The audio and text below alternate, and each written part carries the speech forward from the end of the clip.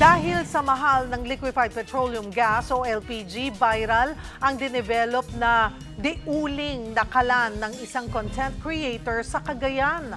Pero aminado siyang nahihirapan din sa mahal ng materyales at gastos sa transportasyon. Para bigyan ng mukhang balita, Mobile Journal, Francis Rivera. Ngayon sumisipa ang presyo ng LPG. Kanya-kanyang diskarte muna ang marami para makatipid. Isang paraan dyan, kalandi uling. Paldo ang negosyo ni Davijan Urbano na kilala sa social media bilang AJ Partners.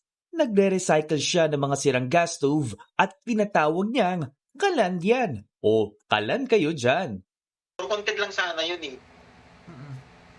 So, merong nag-order, tapos biglang nag-viral yung mga video dati. Pero dati na akong gumagawa ng kalan. Kita ko yung mga ginawa ko noong 2011, hanggang ngayon buhay pa. Igawa mo nga kami ng ganito pa. Sabi nila, so gumawa ako ng isa. Tapos binidyo ko, yun, nag-viral. So hanggang sa ang daming nagka-interest.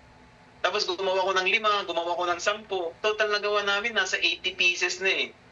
Di ito pangkaraniwang kalan, di uling. Una, may blower para hindi ka na paypay ng paypay. Pwede mo siyang hinaan, pwede mo siyang lakasan. Unin lang talaga, hindi siya pang kuryente. So kailangan lang ng kuryente para sa blower. Para sa konting hangin lang. Noong una niya itong ibenta noong Pebrero, 1,500 ang presyo. Pero ngayong nagmahal ang langis, tumaas ang demand sa kalandian, ngunit nagmahal din ang materyales. Kaya ngayon, 2,300 pesos hanggang 2,700 pesos na ang pili dito. Siyempre, tumaas ng semento, pati bakal, kasi mga blower.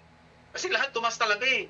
Dahil ang rason nila, yung logistic talaga, yung talaga mabigat ang crudo, sir. Talagang maramdaman mo talaga. Sa kabila nito, kakaririn pa raw ni John na mapalawak ang negosyo. Bukas na rin siya para sa gustong mag-resell o mag-franchise. Alam kong babalak namin mag-expand para masupplyan namin yung mga gusto pang bumili.